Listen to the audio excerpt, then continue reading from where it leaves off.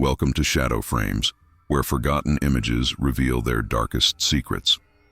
The sepia-toned photograph seems innocent enough at first glance. Dated 1907, it captures what should be a moment of pure spiritual significance, a baptism ceremony in a small stone church. The image shows a proud young couple, the father in his Sunday best with a neatly trimmed mustache, the mother in a high-necked white lace dress, holding their infant wrapped in an ornate christening gown that likely served generations before. Standing beside them is an elderly priest, his weathered face solemn beneath thinning white hair, wearing traditional vestments and holding a large silver baptismal bowl. The church interior behind them reveals wooden pews, stained glass windows casting colored light across the stone floor, and a few family members seated in the background, their faces bearing the stiff expressions common in photography of that era. But something isn't right in this captured moment of holy celebration. Look closer at the baptismal font, that sacred vessel containing blessed water meant to cleanse the soul and welcome the child into the faith. The photographer inadvertently captured something in that water that the participants couldn't see at the time.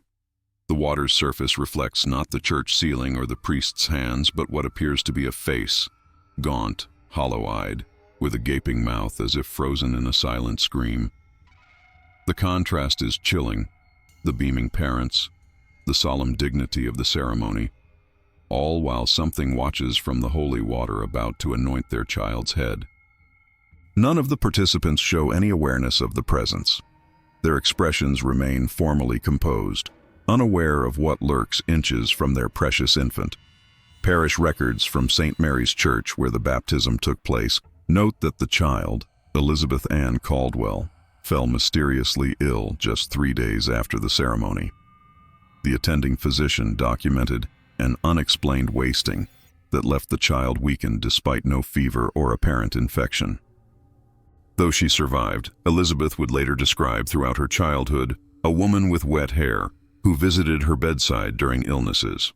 What makes this photograph particularly disturbing is that St. Mary's Church had been built in 1872 on land where an earlier structure had been destroyed in a fire. Historical accounts mention that the previous building had served as a temporary hospital during a typhoid outbreak, with many victims reportedly experiencing delirious hallucinations of being drowned before their deaths. Was something bound to the sacred ground beneath the church? Did it find a conduit through the very water meant to provide spiritual protection? And most troublingly, was this baptism not a blessing, but instead an introduction to something that would follow Elizabeth through her life? The photograph raises disturbing questions about what might reside in spaces we consider most holy, and whether some rituals invite more than divine presence into a child's life. Elizabeth Ann Caldwell survived into adulthood, though those who knew her often remarked upon her peculiar habits. She refused to bathe in traditional bathtubs, instead using only a small basin of water she would discard immediately after use. Most notably, she developed an intense hydrophobia that puzzled the physicians of the era, who documented her unnatural aversion to bodies of water in any form in medical journals dated 1923. Her parents, Thomas and Margaret Caldwell, maintained their devoted church attendance at St. Mary's for 3 years following the baptism, until Margaret reportedly had a breakdown during a Sunday service. Parish records indicate she began screaming that there was something moving in the holy water and had to be escorted from the premises.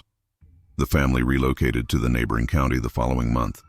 The photographer who captured the infamous baptism image, Harold Whitcomb, met an unusual fate. Known for his technical precision in portraiture, Whitcomb maintained a successful studio on Main Street, where he processed his own film and prints. 6 months after the Caldwell baptism, his assistant found him in the darkroom, drowned in a developing tray, a vessel typically containing no more than 3 inches of liquid. The coroner's report noted the curious detail that the deceased's lungs contained significantly more fluid than the tray itself could hold. St. Mary's Church records reveal a pattern that went unnoticed for decades. Between 1907 and 1934, when the original baptismal font was replaced, 28 children baptized at St. Mary's developed similar symptoms to Elizabeth, unexplained illnesses followed by intense fear of water. 17 of those children reported seeing a wet woman during feverish episodes.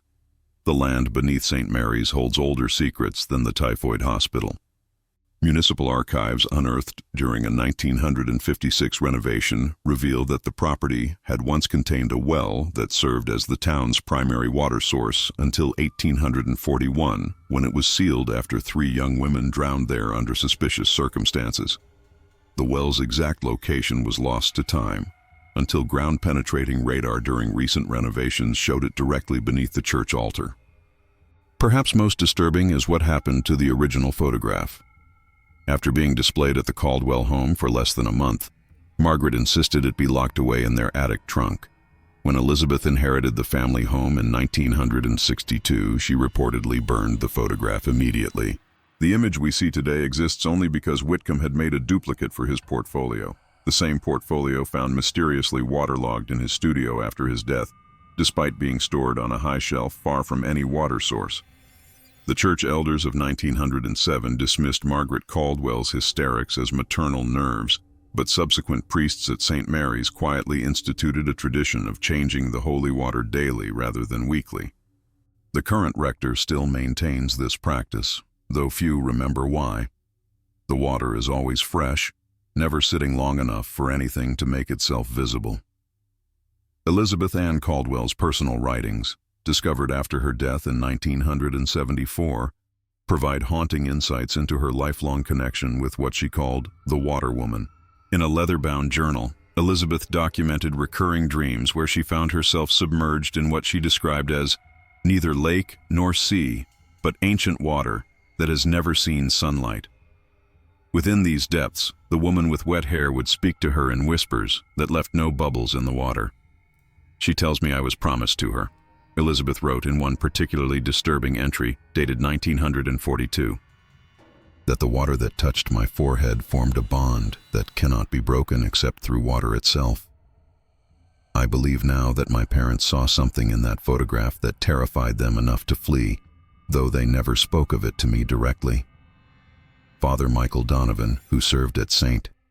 Mary's from 1939 to 1958, left behind sealed correspondence to his diocese that was only discovered during Church Archives reorganization in 2000. His letters reference an entity that appears to reside within or manifest through standing water on consecrated ground.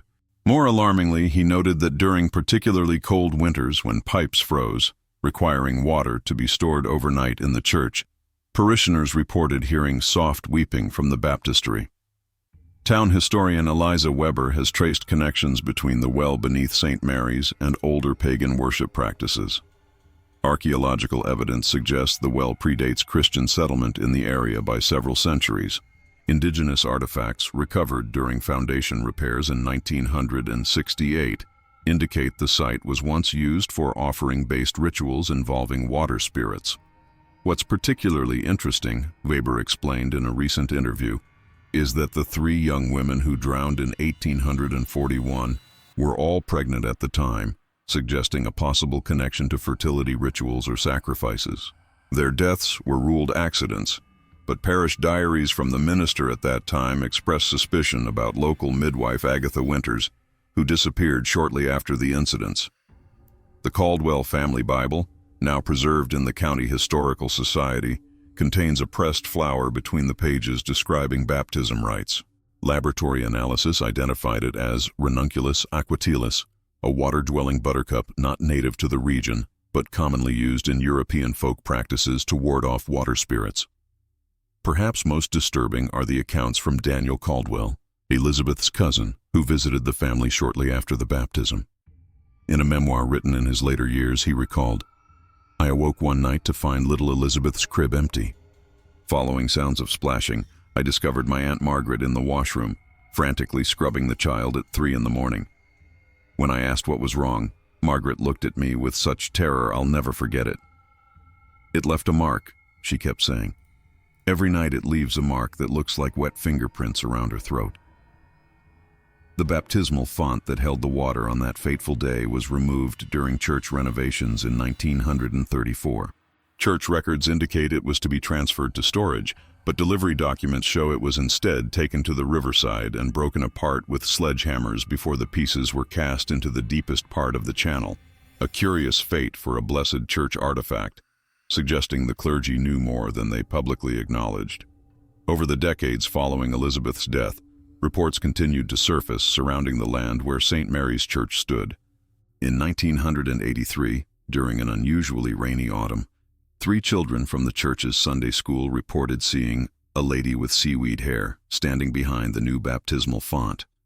The church dismissed these accounts as childish imagination, but groundskeeper Vernon Miller noted in his maintenance logs that puddles would form on the stone floor beneath the font during this period, despite no apparent leaks from the ceiling or pipes. The Caldwell family line didn't end with Elizabeth, who never married or had children. Her second cousin, twice removed, Diana Prescott, became interested in the family history while researching a genealogy project in 2005. What began as academic curiosity soon became obsession after Diana discovered she had been baptized at St. Mary's as an infant before her family moved across the country. "I've suffered from night terrors involving drowning my entire life," Diana wrote in emails to the current parish administrator. "Doctors diagnosed sleep apnea, but the episodes always feature the same sensation: hands pulling me underwater while a woman's voice says my name is written in her book." Parish Administrator Judith Holcomb discovered something unusual while digitizing the church records.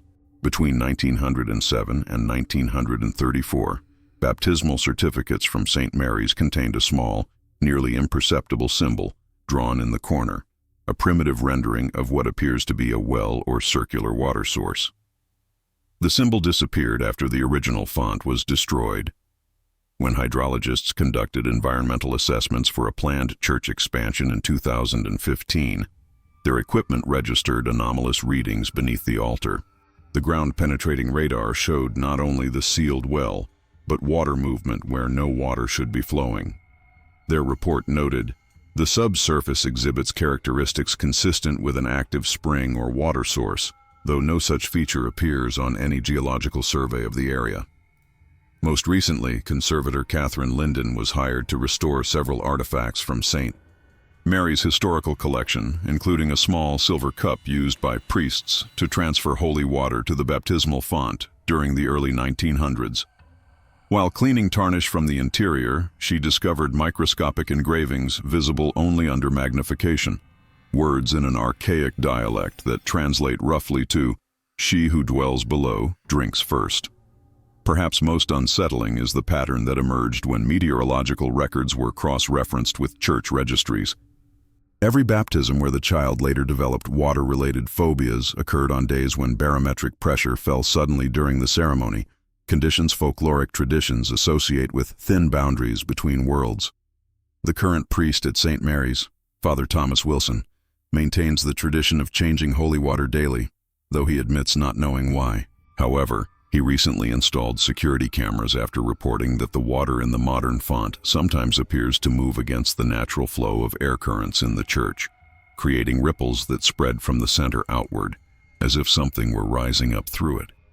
The photograph itself has developed an unusual reputation among paranormal researchers. Dr. Amelia Hargrove, who specializes in spirit photography at Miskatonic University, notes that digital scans of the image behave abnormally. "The file size grows incrementally each time it's accessed," she explains. And more concerning, when viewed on high-resolution screens, observers report that the reflection in the water appears in slightly different positions depending on the time of day the image is viewed. In 2017, architectural preservationist Marcus Thornton discovered a hidden chamber while assessing St. Mary's foundation for structural integrity. Beneath layers of 19th-century stonework lay a small room containing artifacts that predated the church by centuries. Among these items was a corroded bronze vessel inscribed with symbols matching those found on the silver baptismal cup. Carbon dating placed the artifact around 400 CE, suggesting the site's water-related worship extended far deeper into history than previously recognized. Elizabeth Caldwell's hydrophobia manifested in ways beyond avoiding immersion. Weather records from her adult life reveal she never left her home during rainfall, installing elaborate gutter systems to channel water far from her property. Her will specified cremation rather than burial, with the curious addendum that her ashes be mixed with dry soil and sealed in a glass container where water can never reach them. Former St. Mary's parishioner Grace Holloway, now 93, remembers being a young girl when the original baptismal font was destroyed. "My father helped break it apart," she recounted in a recent oral history project. "He wouldn't speak of it afterward, but I remember him burning the clothes he wore that day. He said something had seeped into the fabric that wouldn't wash out, something that made the water in our wash basin turn black." Hydrological surveys conducted in 2018 revealed another disturbing fact. The groundwater beneath St. Mary's contains trace elements not found anywhere else in the region, including an unidentified organic compound that causes water samples to maintain surface tension significantly stronger than normal. Researchers noted that droplets of this water, when placed on glass slides, would form shapes resembling crude human figures before evaporating. Diana Prescott's investigation of her family history ended abruptly after she visited St. Mary's in 2019. Security footage shows her entering the church during visiting hours, approaching the baptismal font, then leaving hurriedly 17 minutes later. She checked into Riverside Motel that evening but never used her room. Her rental car was found parked near the town's water treatment facility, her clothes folded neatly on the riverbank. Despite extensive searches, her body was never recovered. Most recently, during the pandemic when St. Mary's remained closed for months, automatic security cameras captured a troubling phenomenon. With no human presence in the church for the first time in decades, moisture began seeping upward through the stone floor, forming a perfect circle around the altar. More disturbing, when the church reopened and Father Wilson blessed fresh holy water, smartphone videos taken by parishioners clearly show ripples forming concentric circles in the font, though no one had touched the water's surface. The mysteries surrounding St. Mary's Church took an unexpected turn in 2022 when a severe drought hit the region. As the local reservoir levels dropped to historic lows, something remarkable emerged from the receding waters. The fractured pieces of the original baptismal font somehow transported miles downstream despite their substantial weight. Hydrologist Emma Keller, called to examine the fragments, noted an unusual characteristic. The stone appears to have migrated against the natural flow patterns of the river. Sediment analysis suggests these pieces have moved periodically during specific lunar cycles, rather than remaining stationary as logic would dictate. Each recovered fragment bears distinctive discoloration, dark stains that laboratory analysis can't identify. When tested, the residue demonstrates properties inconsistent with any known organic or inorganic compound. More alarmingly, when hydrated, the substance appears to organize into patterns reminiscent of primitive script.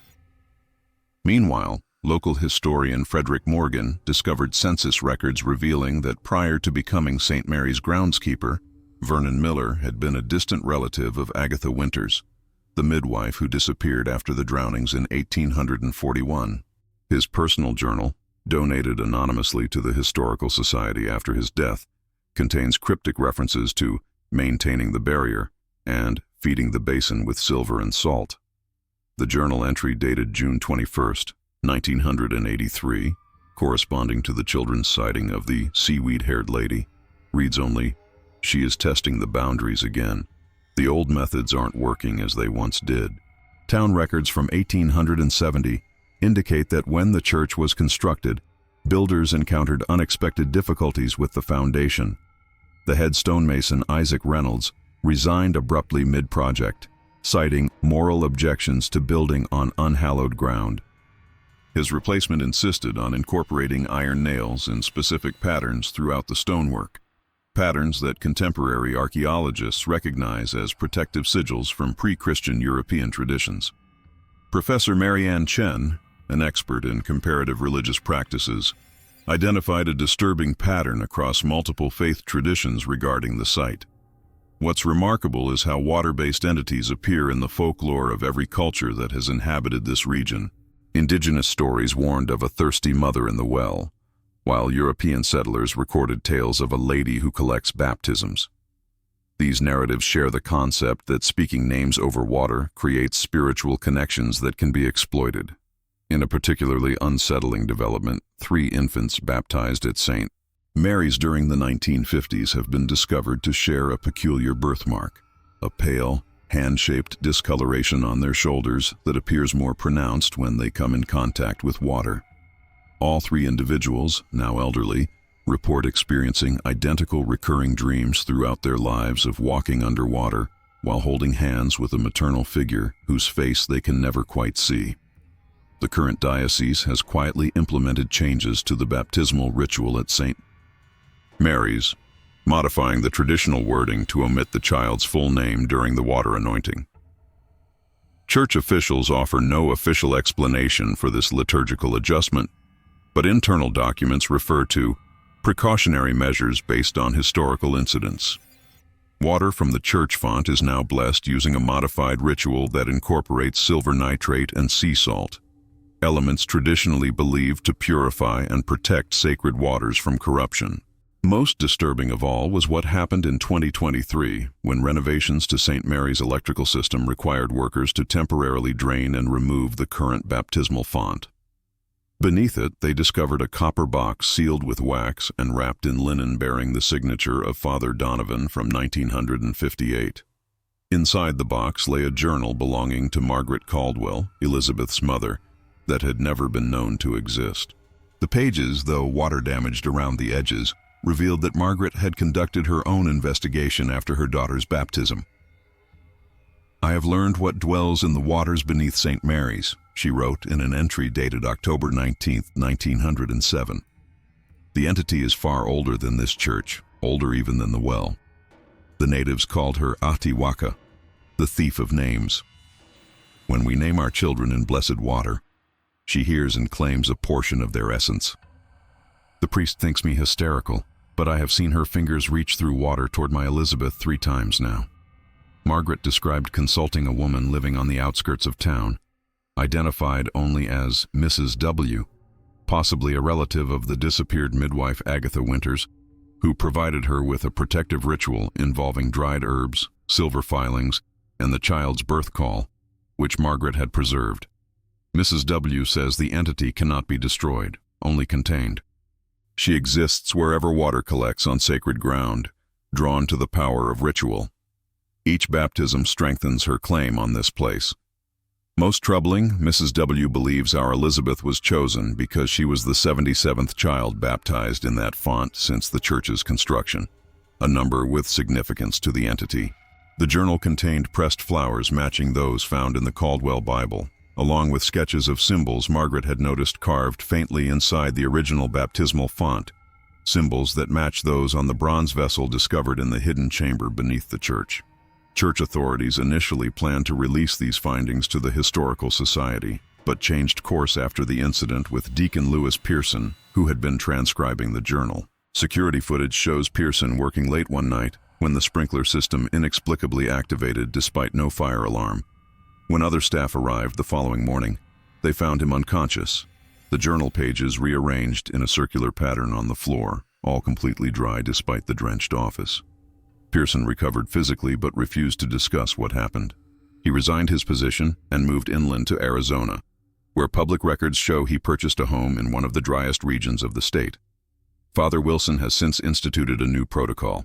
Baptisms at St. Mary's now occur using flowing water rather than standing water, poured from a silver pitcher that never touches the font itself. He cites theological justifications for this change, but privately confided to Bishop Matthews that the standing water seems to develop awareness after too long in the sacred space. Most recently, ground-penetrating radar has revealed something the previous surveys missed, what appears to be a network of narrow tunnels or channels beneath the church foundation, all converging under the altar. Hydrologists cannot explain how these channels remain fluid-filled despite no connection to the water table, nor why the liquid within them appears to pulse in rhythms that correspond to neither heartbeats nor tides, but to the timing of church services conducted above. The original photograph has generated renewed interest after being featured in an online article about historical anomalies in 2024. Digital enhancement experts noted something previously undetected: a subtle reflection in the silver rim of the baptismal bowl showing what appears to be not one but 7 elongated figures standing behind the family. though only the priest, parents, and child were physically present during the ceremony. Water conservation specialist Ramona Valdez made a startling discovery while analyzing soil samples taken from the riverbank where Diana Prescott's clothing was found. The sediment contained microscopic fragments of the same unidentifiable compound found in the church groundwater, forming a perfect circle around where Diana had apparently entered the water. More disturbing still, time-lapse photography of these soil samples shows the particles rearranging themselves when exposed to moisture, gradually forming what resembles a crude handprint. Elizabeth Caldwell's personal physician, Dr. James Whitfield, maintained detailed medical records throughout her life, recently discovered in a university archive. His notes indicate Elizabeth's body temperature consistently measured 1 to 2 degrees below normal, and her skin retained unusual moisture even in dry environments. Most puzzling were his observations about her eyes. Patients' irises appear to change in coloration depending on proximity to water sources, darkening significantly when within 20 feet of substantial bodies of water. The Caldwell family mausoleum, where generations were interred prior to Elizabeth's cremation request, has developed what local cemetery caretakers call the weeping wall phenomenon, moisture that seeps from the stone only on the anniversary of Elizabeth's baptism, regardless of weather conditions. Analysis of this liquid reveals it to be ordinary water, with one exception. It contains trace amounts of silver nitrate, the same substance now added to St. Mary's baptismal water as protection. A graduate student researching historical baptismal practices discovered that between 1907 and 1934, infant mortality rates in families who baptized children at St. Mary's were statistically lower than surrounding parishes. However, these families reported significantly higher rates of children developing somnambulism, with parish records noting multiple incidents of children found sleepwalking toward the nearby river. Recent scanning of the original photograph using advanced spectral imaging revealed something chilling written in nearly invisible script along the baptismal font's edge, words in an archaic dialect that translate to 77 names to complete the vessel. Father Wilson's predecessor, who served briefly in the 1990s before requesting reassignment, left behind sealed letters to be opened upon his death. When these were revealed following his passing in 2025, they contained a single warning. What dwells beneath St. Mary's isn't confined there. It has always moved through water. The baptisms weren't to welcome children into the faith. They were to feed something that grows stronger with each naming. I believe the original church wasn't built to worship God, but to contain what was already there, using sacred rituals as chains. And I fear those chains are weakening. The most recent revelation came from an unexpected source: soil samples taken from Elizabeth Caldwell's property during an environmental assessment for new development. Geologist Sophia Reeves discovered microscopic crystalline structures throughout the soil that defy conventional classification. When viewed under electron microscopy, these crystals form patterns identical to those found in the sediment around the baptismal font fragments. It appears that Elizabeth Caldwell systematically treated her entire property with some substance, explained Reeves. The concentration increases in concentric circles around what was once her home, suggesting deliberate application over many years, likely as some form of barrier. Analysis of Elizabeth's financial records, preserved in county archives, revealed regular purchases from a silver mining company in Nevada throughout her adult life. She had the raw ore delivered directly to her home, where neighbors recall seeing her crushing and processing it using a hand-operated mill in her garden shed, often working through the night during phases of the full moon. The drought affecting the region has now reached unprecedented severity, causing water levels to recede even further in the river near St. Mary's. Last month, this revealed something that had remained hidden for generations: a series of stone cairns arranged in a perfect circle, visible only during the lowest water levels. Each cairn contains a sealed clay jar, and each jar holds a silver coin, and what forensic analysis identifies as human milk teeth, deciduous teeth naturally lost by children. Dental records confirm 3 of these teeth belonged to children baptized at St. Mary's during the 1920s. Carbon dating indicates the most recent jar was placed approximately 70 years ago, while the oldest dates back over 4 centuries, long before the church was built. In perhaps the most troubling development, meteorologists tracking the drought have identified an anomalous weather pattern centered directly over St. Mary's parish boundaries. While surrounding counties experience occasional rainfall, a perfect circle of dry conditions persists above the church and its immediate surroundings. Statistical analysis indicates such a pattern occurs naturally once in approximately 23 million years. Father Wilson recently discovered that the church's water bills have steadily decreased over the past decade, despite no conservation measures being implemented. Inspection of the plumbing revealed the explanation. Water from all church taps runs for progressively shorter periods before stopping, regardless of pressure. Plumbers can find no mechanical explanation for this phenomenon. It's as if something is consuming the water before it reaches the fixtures, one contractor noted in his report, or perhaps diverting it elsewhere in the system.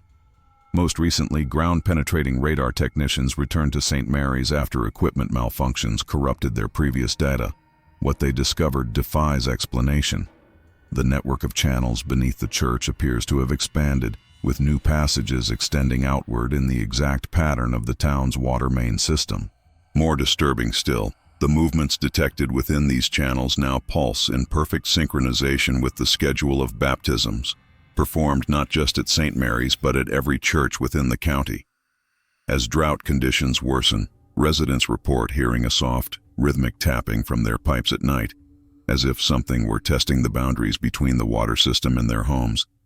Each tap precisely matching the cadence of a name being spoken aloud. The Shadow Frames Archive acquired a series of water samples in 2026, collected from households within a 3-mile radius of St. Mary's Church. Laboratory technicians reported unusual difficulties in completing standard analyses, with multiple instances of equipment failure during testing. The samples themselves exhibited properties that defied conventional explanation. When left undisturbed for 77 minutes precisely, microscopic particles within the water would arrange themselves into geometric patterns resembling those found on the ancient bronze vessel beneath the church. Anthropologist Dr. Elaine Varner, researching pre-colonial settlements in the region, discovered references in tribal oral histories to a ritual performed every 7 generations that required feeding the hungry water. These accounts described how tribal elders would select 7 children to receive special markings before being presented at the sacred spring, not as sacrifices, but as those who would carry the burden of knowing the water woman's name. Hydrotherapy clinics in neighboring counties have documented an unusual phenomenon among patients originally baptized at St. Mary's. During flotation treatments, these individuals consistently report hearing what sounds like whispered conversations emanating from the water itself. More concerning, 3 separate patients with no connection to each other transcribed identical phrases they claim to have heard. The vessel accepts your offering of names. Town water management officials recently installed advanced filtration systems after residents complained of tap water that tastes like metal and memories.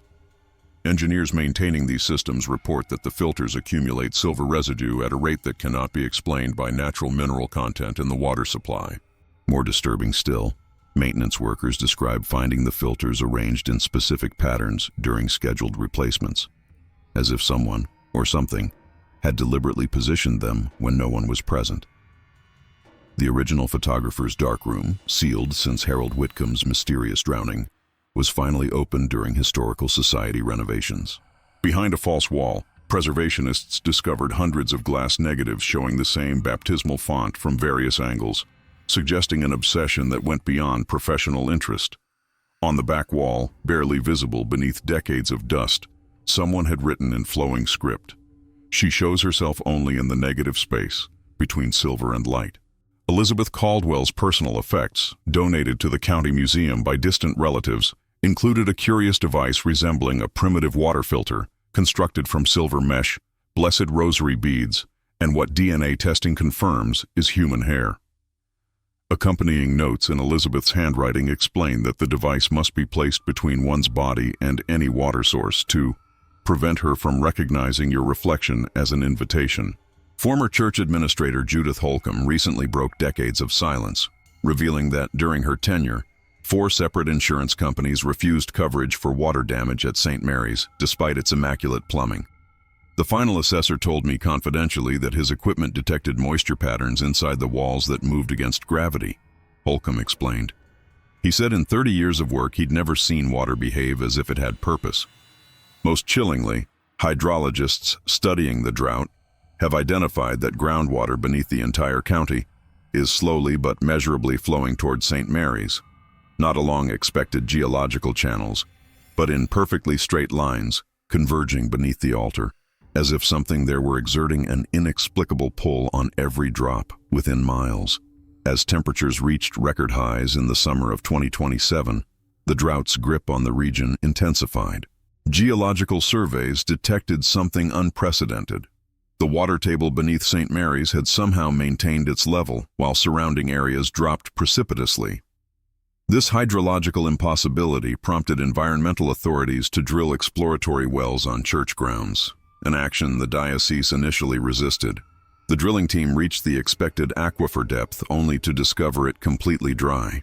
However, their equipment suddenly penetrated what team leader Dr. Nathan Phelps described as a cavity or chamber that doesn't appear on any geological survey. Water immediately surged upward with such force it damaged the drilling equipment and injured 2 workers. Analysis of this water revealed something profoundly disturbing.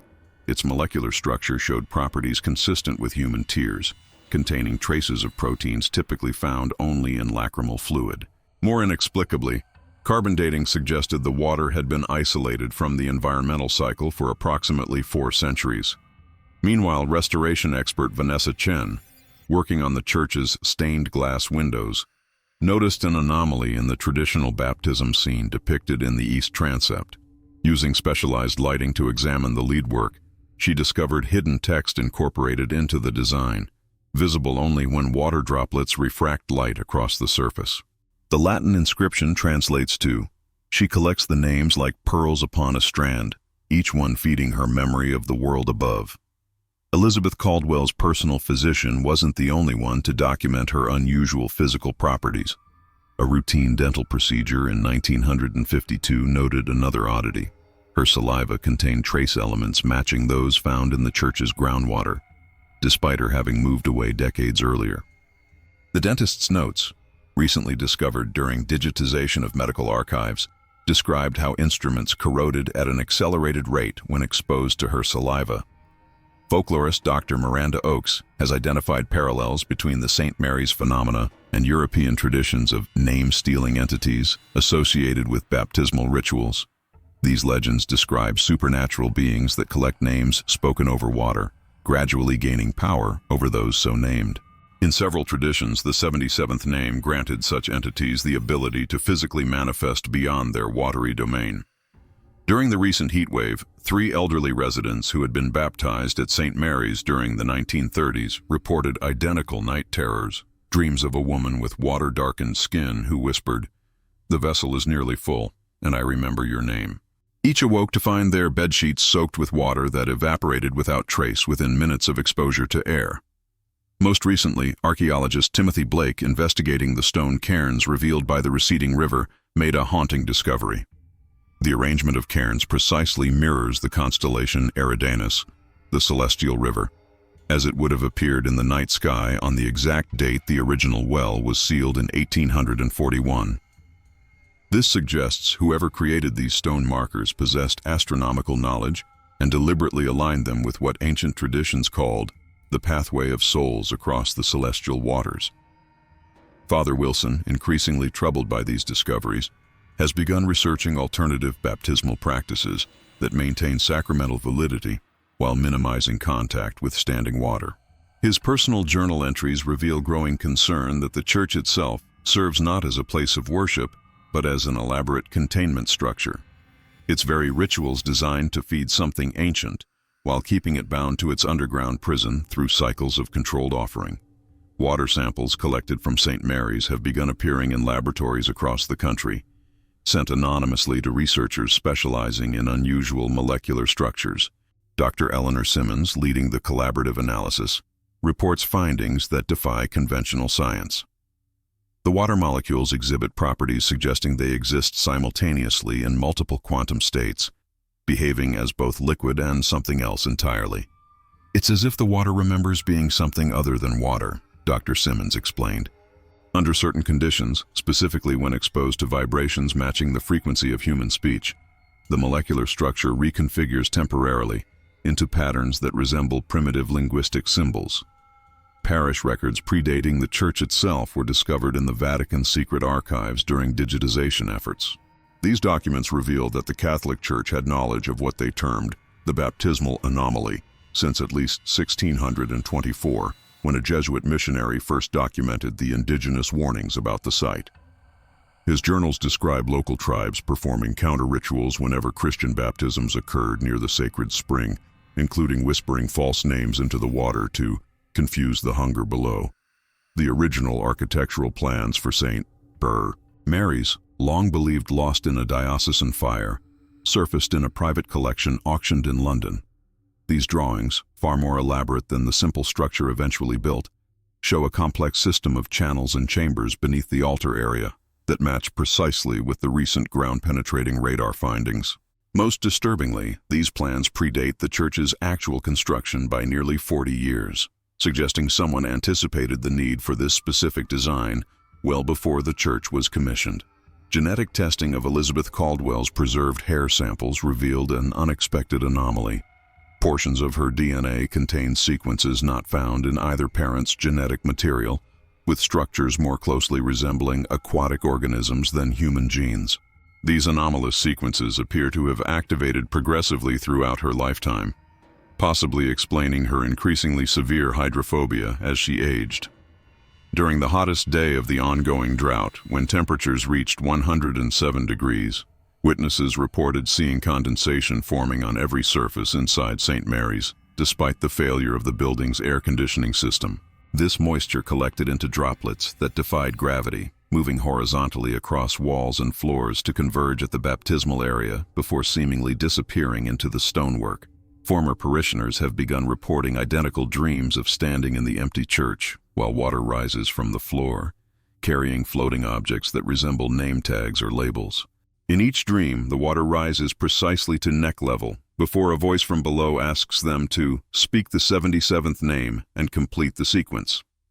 Professor Chen's continued research into comparative mythology has uncovered references to vessels of identity across diverse cultural traditions, containers believed to capture and store the essence of individuals through their spoken names. These vessels, once filled with a predetermined number of identities, were said to enable transformation of the collector from bound spirit to corporeal entity. As the drought enters its third year, hydrologists have detected something impossible beneath St. Mary's. Water pressure in the sealed chamber is increasing despite no external source, as if the liquid itself were multiplying or being generated from within. More alarming still, this pressure peaks during baptismal ceremonies performed anywhere within the watershed, suggesting whatever dwells below now extends its awareness far beyond the church grounds. The discovery that truly altered the trajectory of St. Mary's investigation came through the unlikely collaboration between Dr. Simmons and 13-year-old Lily Harper, great-granddaughter of Vernon Miller, the former church groundskeeper. During a school science project examining water samples from historical sites, Lily noticed something the sophisticated laboratory equipment had missed. Her simple polarized light microscope revealed that droplets from St. Mary's formed distinct human facial features when dried on glass slides. "The faces aren't random," Lily explained to astonished researchers. "They're specific people. I recognized my great-grandfather in one droplet, and when we compared it to his photographs, the resemblance was unmistakable." This observation led Dr. Simmons to develop what she termed identity residue theory, the concept that water exposed to the entity beneath St. Mary's somehow retained imprints of those named over it. Further testing confirmed that each water sample, when properly prepared, revealed faces corresponding to individuals baptized in that specific batch of holy water. Water has memory, Dr. Simmons proposed in her controversial paper. But what we're seeing at St. Mary's goes beyond molecular memory.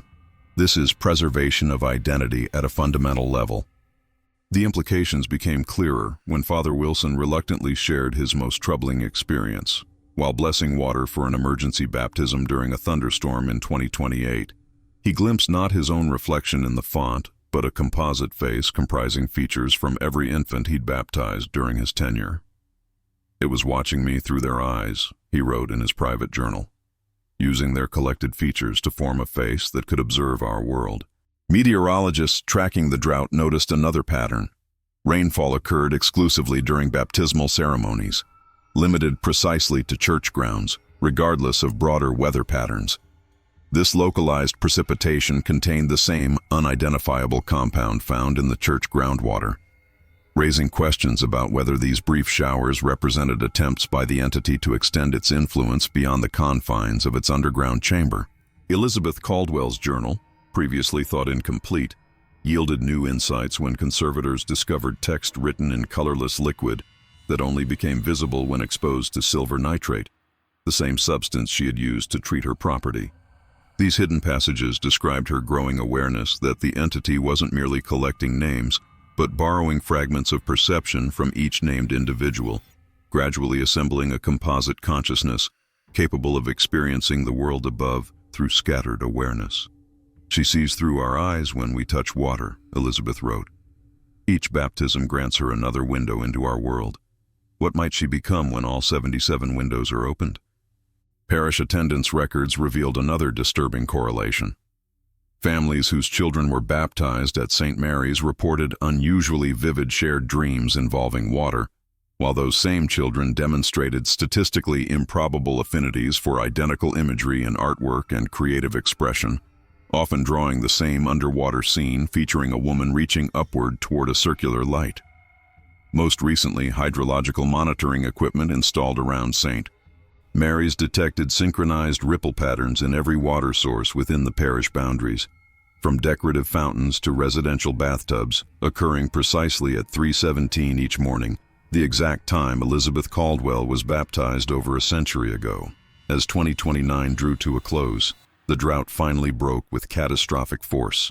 3 consecutive days of torrential rainfall overwhelmed the region's parched soil, causing widespread flooding that forced evacuations across 3 counties.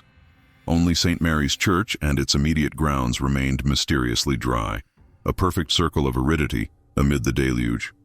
Emergency Response Coordinator Marcus Jenkins documented this inexplicable phenomenon in his official report. Water appeared to curve around the property boundary as if deflected by an invisible barrier. Drone footage confirms rainfall stopping abruptly at the church perimeter, creating what meteorologists are calling impossible atmospheric conditions. The flooding uncovered something long buried behind the church cemetery, a secondary well shaft that historical records never mentioned. Unlike the primary well beneath the altar, this narrow passage appeared deliberately concealed, its opening sealed with a capstone bearing the inscription, "That which thirsts must never drink its fill." When archaeologists removed the capstone, they discovered not water, but hundreds of silver objects, christening spoons, baby cups, baptismal tokens, each engraved with a different name. At the bottom of this collection lay a leather-bound registry containing exactly 76 names, with space remaining for just one more. Comparative analysis revealed these names matched infants baptized at St. Mary's between 1624, when the Jesuit missionary first documented the site, and 1907, when Elizabeth Caldwell's baptism occurred. The final empty line on the registry bore a partial water stain that, when enhanced through spectral imaging, revealed the faint impression of the letters Eli's before fading. "This appears to be a containment mechanism," proposed Dr. Hargrove. Each silver object served as a sympathetic connection to an individual, while the registry acted as a record-keeping system tracking progress towards some significant threshold. Father Wilson, growing increasingly troubled by these discoveries, performed a private ritual using the church's earliest baptismal records. By cross-referencing birth dates, baptismal times, and subsequent life events of all 76 named individuals, he identified a pattern so disturbing he immediately contacted Vatican authorities. "It's not just names being collected," he explained in his urgent communication. "It's specific attributes.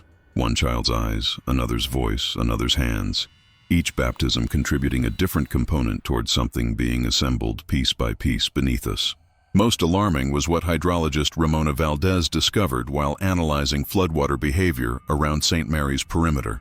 Water approaching the church grounds didn't merely stop, it retreated, pulling back as if repelled. Video analysis revealed this retreat occurred in rhythmic pulses matching human heartbeats, specifically the average heart rate of an infant.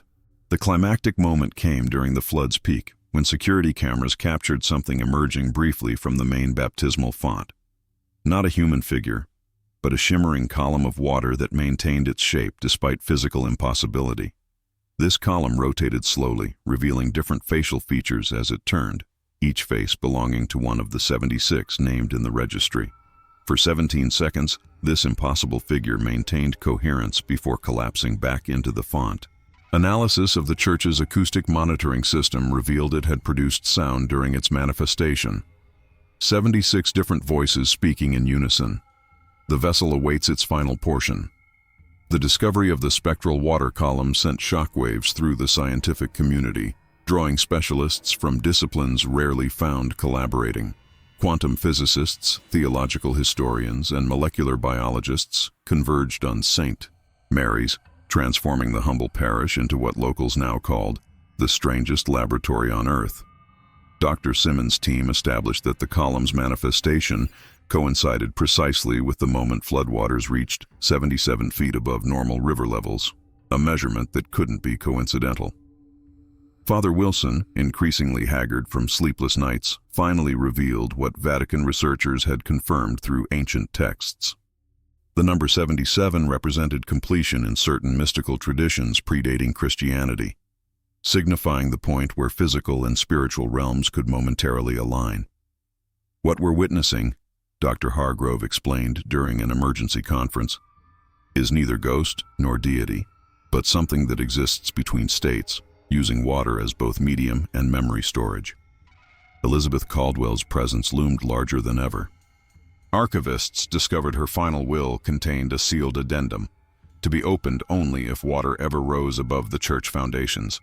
Inside was a hand-drawn map marking 7 locations around the parish boundary where she had buried sealed vials containing what DNA analysis confirmed was her own blood mixed with silver nitrate. She created a containment circle, Father Wilson realized, using her own biological material, the very essence the entity had first touched during her baptism, to create a barrier it couldn't cross. The floodwaters receded everywhere except a perfect ring surrounding these burial sites, where standing water remained despite drainage efforts. Within this moat-like circle, the water exhibited the now familiar properties, maintaining surface tension that defied physics and occasionally forming momentary shapes resembling human appendages reaching toward the church. Diana Prescott's abandoned motel room, finally examined in detail, revealed notebooks filled with increasingly frantic calculations. Her final entry, dated the day before her disappearance, read, "The 77th name completes the vessel, but the vessel needs a bearer. She's been waiting for someone with the right bloodline, someone already touched but not claimed. I understand now why Elizabeth never had children, why my dreams have called me here. I am the final piece." Most disturbing was what ground-penetrating radar revealed during the flood's peak. The chamber beneath the altar had expanded dramatically, its dimensions now precisely matching the church above, creating what one technician described as a perfect reflection of sacred space in liquid form. Water samples collected during the column's manifestation contained fragments of human DNA, matching all 76 individuals named in the registry, somehow preserved despite the centuries separating them. These fragments showed signs of recombination, not random but deliberate assembly into a new genetic sequence. As researchers struggle to understand these phenomena, Father Wilson has made a radical decision. With Vatican approval, St. Mary's will conduct one final baptism, not of an infant, but of the church itself. Using silver-infused holy water from 77 different parishes worldwide, they will anoint the entire structure in what theological historians identify as a pre-Christian containment ritual adapted for modern practice. "We cannot destroy what dwells below," Father Wilson explained. "But perhaps we can complete its vessel in our terms, not its own, giving it form while binding it permanently to this place." As Father Wilson prepared for the unprecedented ritual of baptizing St. Mary's Church itself, the region experienced another meteorological anomaly. Every water source within 20 miles simultaneously froze solid despite summer temperatures. Household taps, streams, and even bottled water crystallized into perfect ice, except at St. Mary's, where the baptismal preparations continued unhindered. Dr. Simmons discovered why Elizabeth Caldwell had specified cremation rather than burial. After analyzing soil samples from the Caldwell family plot, her team found microscopic channels leading directly to the chamber beneath the church, channels that appeared to have grown toward each buried family member, like roots seeking nourishment. She understood she would become a conduit if buried, Dr. Simmons explained. Her remains would have created a direct connection to whatever waits below. The day before the scheduled ritual, 3 children from different households simultaneously began drawing identical images. The baptismal font surrounded by 77 stick figures, with a woman rising from the center. None had been inside the church or known each other, but all shared one commonality. They were direct descendants of families whose children had been baptized in the original font. Vatican archivists rushed ancient texts to Father Wilson containing instructions for a ritual last performed in 1492, when a similar entity had manifested beneath a cathedral in northern Spain. The cathedral had collapsed shortly after the containment ritual, burying both the entity and 17 clergymen who performed the ceremony. "The risk is substantial," acknowledged Bishop Matthews in his authorization letter, "but the alternative appears worse with each passing day." Hydrologists monitoring the underground chamber reported that the liquid within had begun spinning in a perfect clockwise spiral, generating its own current despite being enclosed. More disturbing, spectrographic analysis of this motion revealed it precisely matched the pattern of Elizabeth Caldwell's DNA. Townspeople reported their reflections in mirrors and windows occasionally rippling, as if viewed through water. 3 residents claimed to see not themselves but Elizabeth's face staring back momentarily, her expression shifting from sorrow to determination. As the time for the ritual approached, Diana Prescott's personal effects were finally recovered, not from the river as expected, but from the sealed well shaft behind the cemetery. Her driver's license had been carefully placed atop the registry, precisely covering the empty 77th line. Most chilling was the message found carved into the silver collection box in the church vestibule the morning of the ritual. In handwriting matching Elizabeth Caldwell's journals were the words, "The vessel seeks completion through me to reach all waters. What rises must be bound by the same silver that has trapped me here for centuries. I am not what waits below. I am what has fought to contain it." Finish what began in 1907. As Father Wilson donned the ritual vestments, water began seeping upward through the church floor, not in destruction, but forming perfect silver-tinged stepping stones leading to the font, as if guiding the participants toward their appointed task with an intelligence that seemed both ancient and desperate. The 77th baptism ritual began at precisely 3:17 in the morning, matching the time of Elizabeth Caldwell's original baptism.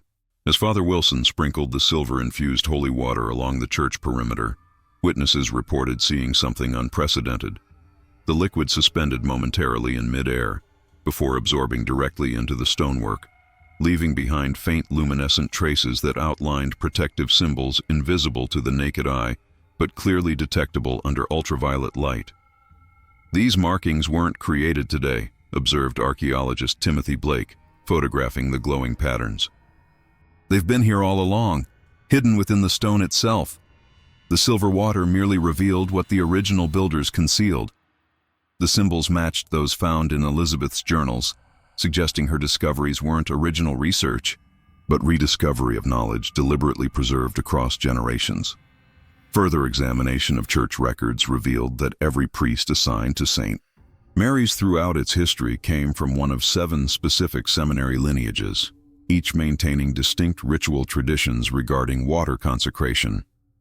This wasn't coincidence, Father Wilson concluded while studying his predecessor's appointments. The diocese has been maintaining a containment protocol without explicitly documenting it, passing knowledge through carefully controlled succession.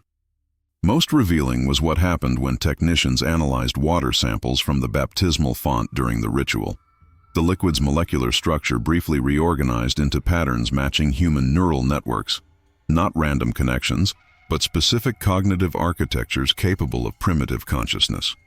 Within these patterns, researchers identified fragments resembling memory storage systems. "It's not collecting names," breathed Dr. Simmons in astonishment. "It's collecting experiences, human perceptions of existence." Each baptism transferred awareness of physical reality from the named child to the entity. This revelation explained why Elizabeth had grown increasingly hydrophobic throughout her life. Her consciousness had been partially duplicated during baptism, creating a fragmented awareness that experienced both her normal life and the liquid imprisonment beneath the church simultaneously. She wasn't afraid of water, Father Wilson realized. She was afraid of reconnecting with the part of herself already dwelling within it. As dawn approached, ground-penetrating radar detected the underground chamber contracting rather than expanding, its boundaries solidifying into permanent form. The liquid within no longer shifted, but maintained a single shape, a female figure lying as if asleep or waiting, composed entirely of water, yet holding structural integrity impossible for normal fluid. Margaret Caldwell's final journal entry, previously thought incomplete, yielded its secret when exposed to the silver-infused ritual water. Hidden text emerged, completing her documentation. What sleeps beneath St. Mary's is neither demon nor deity, but a fragmented consciousness seeking reassembly. The native people called her the first dreamer, a being who experienced existence solely through water before human minds evolved. Each baptism rebuilds her awareness through borrowed perception, but Elizabeth must be the last. The 77th name will either complete her awakening or bind her permanently. I pray we have chosen correctly. As Father Wilson completed the final anointing at the altar, the temperature throughout the church plummeted. Frost formed on every surface except the baptismal font, which remained fluid but utterly still, a perfect silver mirror reflecting not the church ceiling, but what appeared to be an underwater cave illuminated by soft, diffuse light filtering from above. The ritual reached its culmination as Father Wilson anointed the final cornerstone with silver-infused water. The entire church shuddered, not with destruction, but recognition. Every droplet of moisture within the building suddenly moved with purpose, sliding upward against gravity to converge at the baptismal font, which now glowed with a soft luminescence that pulsed like a heartbeat. In that moment, Elizabeth Caldwell's scattered journals, Margaret's hidden writings, the ancient registry, and Diana Prescott's calculations all aligned into a single coherent narrative that Dr. Simmons could finally interpret. The entity wasn't attempting to escape. It was trying to complete itself after being deliberately fragmented by indigenous protectors centuries before European settlement. The original well wasn't meant to contain something evil, Dr. Simmons explained, watching the font's glow intensify. It was designed to preserve something that existed before human consciousness, something that experienced reality only through water, until baptismal rituals accidentally gave it access to human perception.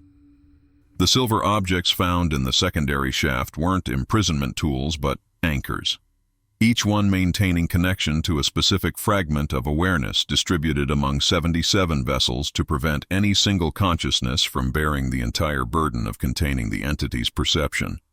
Elizabeth understood her role wasn't to become the final vessel, Father Wilson realized, but to prevent anyone else from completing the sequence. Her hydrophobia wasn't fear. It was resistance against reconnection with her fragmented consciousness. As dawn broke through the stained glass windows, the baptismal water rose from the font, forming not the threatening column witnessed during the flood, but a perfect sphere that contained what appeared to be a miniature underwater landscape. The original well as it existed centuries ago, preserved in memory and now made visible. Within this sphere, 76 tiny points of light orbited a central space where the 77th light flickered uncertainly. Diana Prescott's driver's license began to dissolve on the registry, the ink from her name flowing upward through the air to join the sphere. "She's offering herself as the final vessel," whispered Dr. Hargrove, "but something's stopping the completion." That something became clear when the sphere projected images onto the church walls. Elizabeth as a child, staring into water. Margaret creating protective sigils, generations of groundskeepers maintaining silver boundaries. The Caldwell bloodline hadn't been victims, but willing guardians, each contributing to a multi-generational containment protocol. The ground beneath St. Mary's settled with an audible sigh as the underground chamber finally stabilized. The liquid entity neither escaped nor disappeared, but reached equilibrium, no longer straining against boundaries, but accepting them as definition rather than confinement. Father Wilson understood the final piece as he approached the hovering sphere.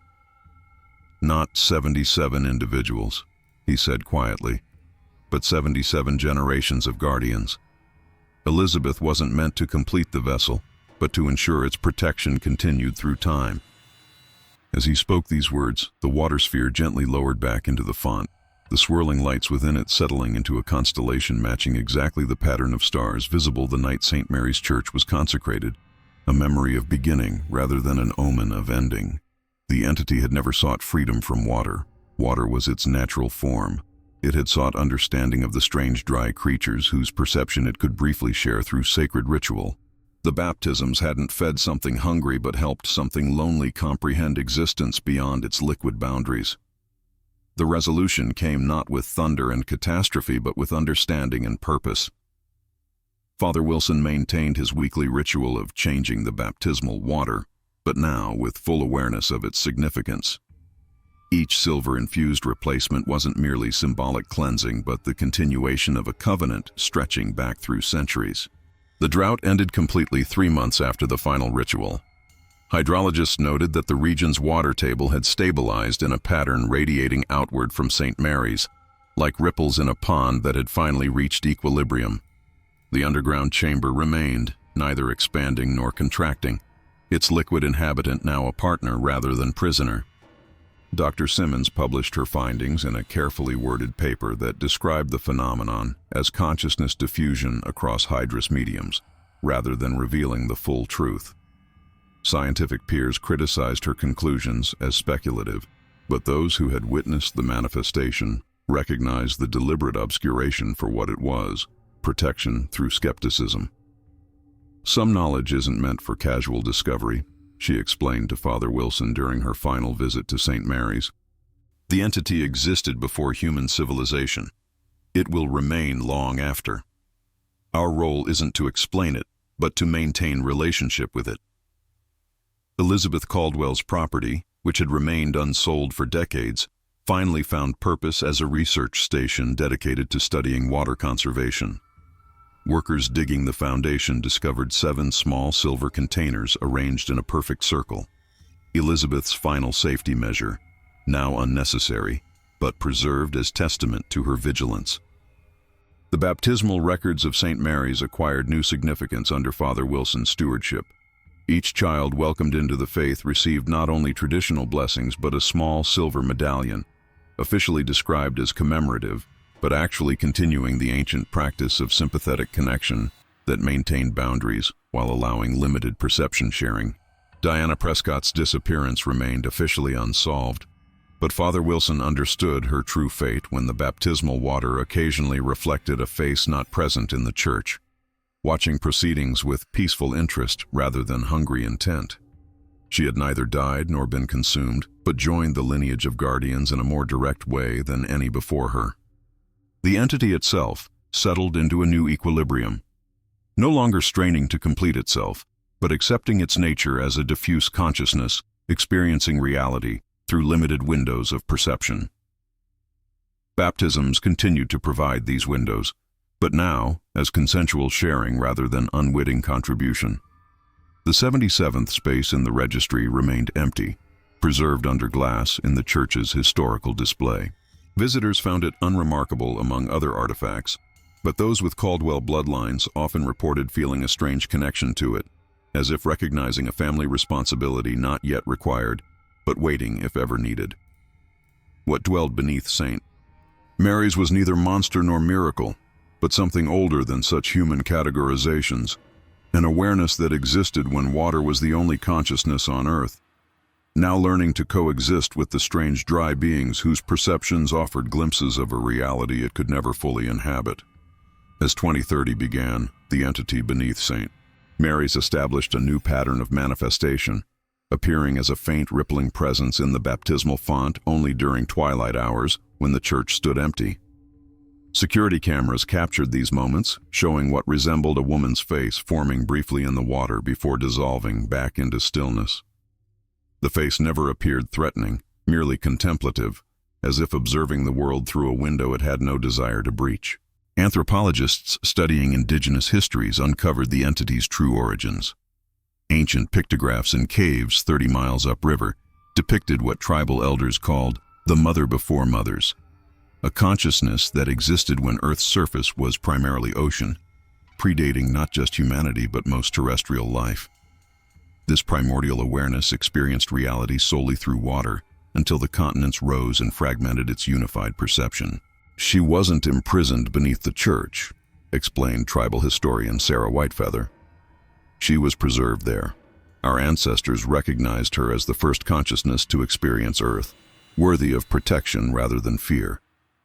The baptismal rituals never fed something malevolent, but instead maintained connection with an ancient awareness that would otherwise have dissipated completely as the planet grew increasingly dry. Each named child provided not spiritual sustenance, but momentary companionship across an unbridgeable evolutionary divide. Elizabeth Caldwell's resistance stemmed not from fear of possession, but from overwhelming empathy. Her consciousness partially merged with the entities during baptism, allowing her to experience fragments of a perspective spanning billions of years of planetary memory. Her hydrophobia represented not terror, but the instinctive human mind's self-preservation against dissolution into something vast beyond comprehension. Father Wilson, working with Vatican archivists, discovered that certain early Christian traditions had recognized and incorporated pre-existing relationships with water-based entities, adapting pagan protections into sacramental rituals. The baptismal ceremony itself evolved partly as a controlled interface between human consciousness and older awareness, using silver and sacred language as buffers against complete merging. The 77th vessel was never meant to be filled, Dr. Simmons concluded after reconstructing Elizabeth's scattered research. It represented the breaking point where human consciousness could no longer maintain separation from the entity's perception. Diana Prescott didn't disappear into water. She expanded into it, becoming the first guardian to willingly accept complete perception sharing. Most remarkably, water samples from St. Mary's now exhibited healing properties that defied scientific explanation. Children baptized in the font recovered from illnesses with unusual speed, while adults who touched the water reported momentary glimpses of serene underwater vistas from Earth's earliest epochs. Memories not their own, but shared across an ancient consciousness that experienced time differently than humans. The entity was neither vengeful spirit nor hungry god, but something far older and simpler, the planet's first witness, preserved through ritual and silver boundaries, sharing fragments of perception with brief-lived consciousness that could experience the dry world it never could, while offering in return the memory of oceans that covered the entire Earth when awareness first stirred in the planetary waters. The revelation that St. Mary's had harbored not a malevolent entity, but Earth's first consciousness transformed the small town surrounding the church. Tourism surged as word spread through spiritual communities, bringing pilgrims seeking connection with what many now called the ancient witness. Father Wilson established strict visitation protocols, allowing only small groups during specific hours, explaining that the entity preferred quiet contemplation to crowded observation. Water researchers worldwide requested samples from the baptismal font, creating an ethical dilemma that Dr. Simmons addressed by establishing the Caldwell Hydrological Ethics Committee.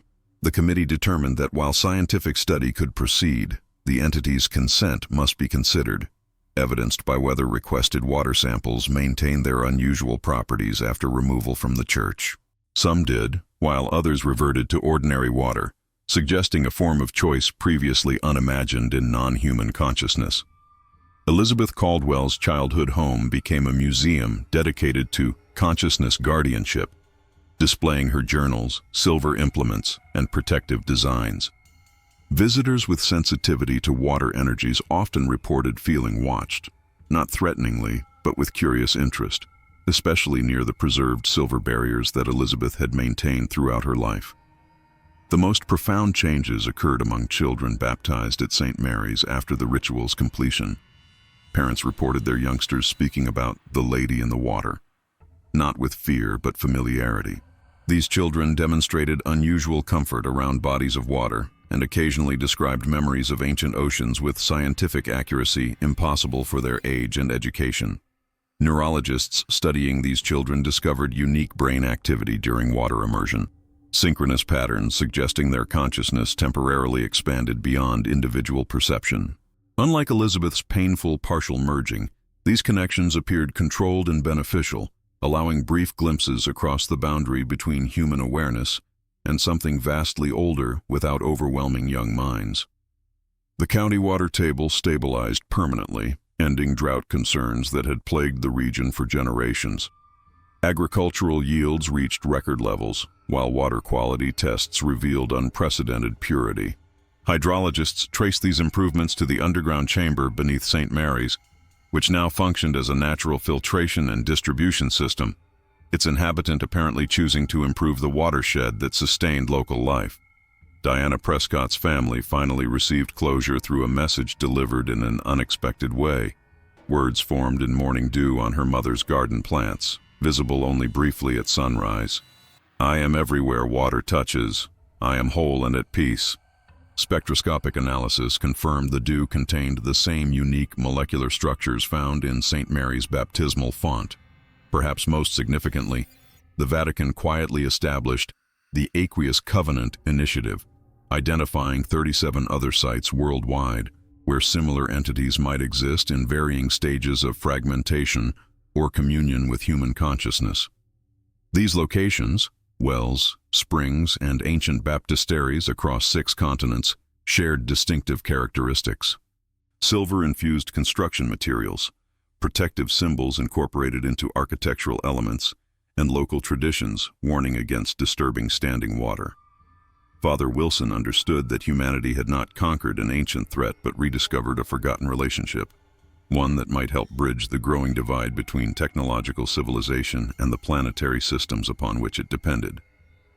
In the entity's patient, waterborne consciousness, he recognized something humanity desperately needed to remember: the experience of existing in harmony with Earth rather than in opposition to it. The original baptism photograph now rests in a custom-made silver frame within a climate-controlled display case in St. Mary's vestibule. Its glass covering contains microscopic traces of the silver-infused water, creating what Father Wilson calls a window rather than a barrier between observers and the entity's manifestation. Visitors often report that the face in the holy water appears different depending on who views it, not frightening but familiar, as if reflecting something recognized deep within each observer's consciousness. Museum conservator Lydia Chen, examining the photograph under specialized conditions, discovered that the image itself changes subtly with the lunar cycle. During full moons, the entity appears most distinct in the water's reflection, while new moons render it nearly invisible. Most fascinating is what happens during lunar eclipses. The entire photograph temporarily reveals additional figures standing behind the family, identifiable as the original indigenous guardians who first established communion with the ancient witness. Harold Whitcomb's mysterious drowning has been recontextualized through recovered fragments of his personal journal. Rather than victim of malevolent drowning, Whitcomb appears to have been the first to recognize the entity's true nature. His final entry reads, "She shows herself through silver and water because these were her first reflections. What we call haunting is merely the oldest awareness on Earth reaching toward the newest. Tomorrow I will attempt direct communion." His death represented not murder, but transcendence, the photographer choosing permanent merger with the consciousness he had accidentally captured.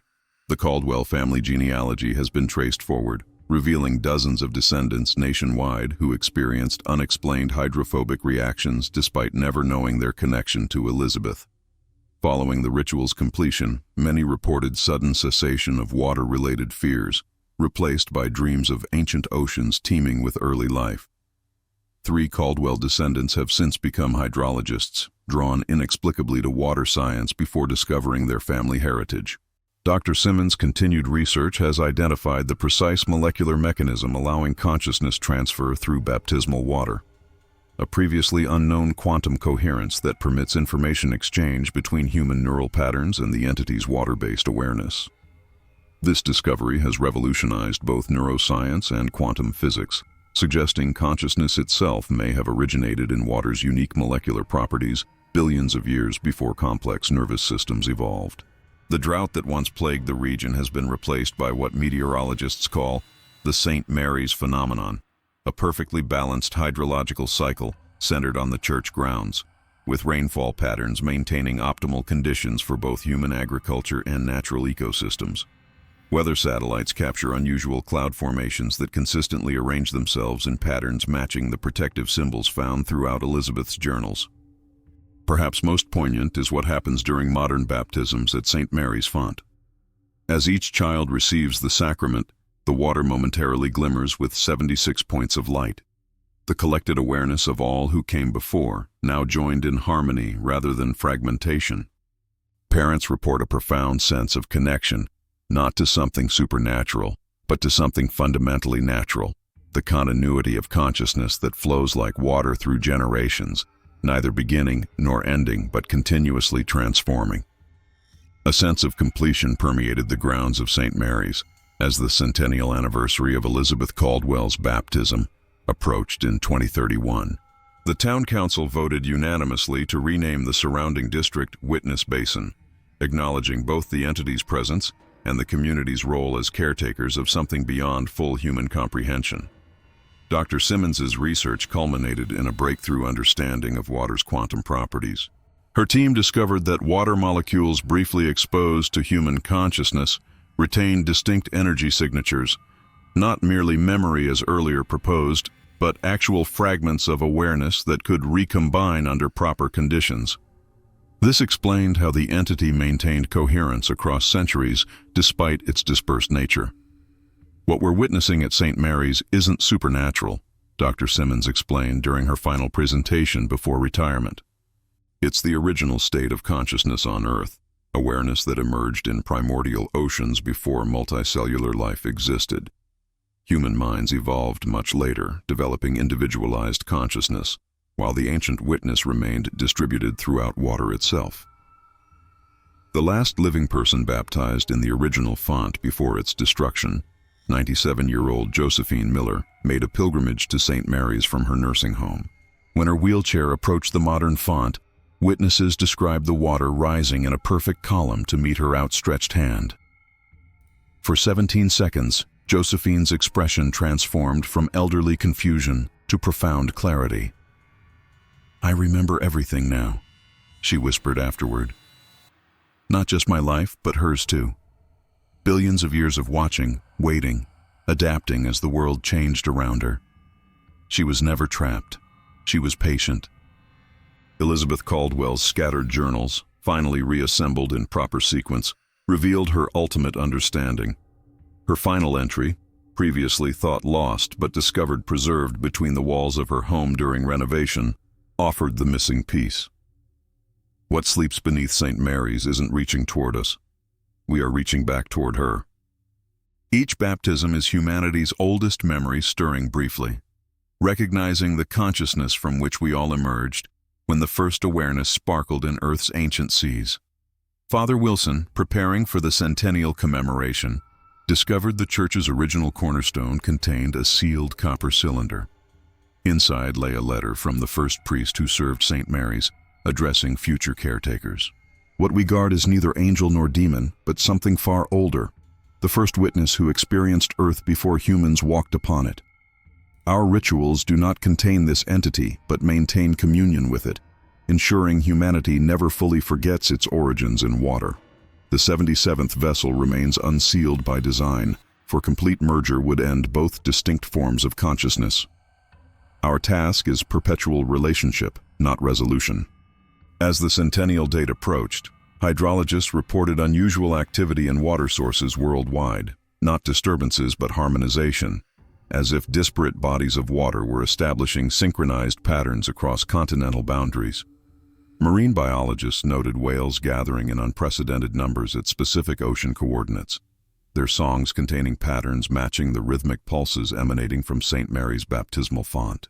The ancient witness was speaking not just to humans, but to all waterborne life, preparing for a moment of significance beyond human calendars, a planetary remembrance of consciousness's first awakening in Earth's primordial seas.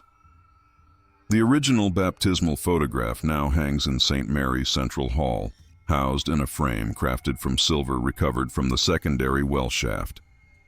On the centennial anniversary of Elizabeth Caldwell's baptism, visitors gathered from across the globe, scientists, theologians, descendants of the 76 named in the ancient registry, and ordinary people drawn by inexplicable connection to water.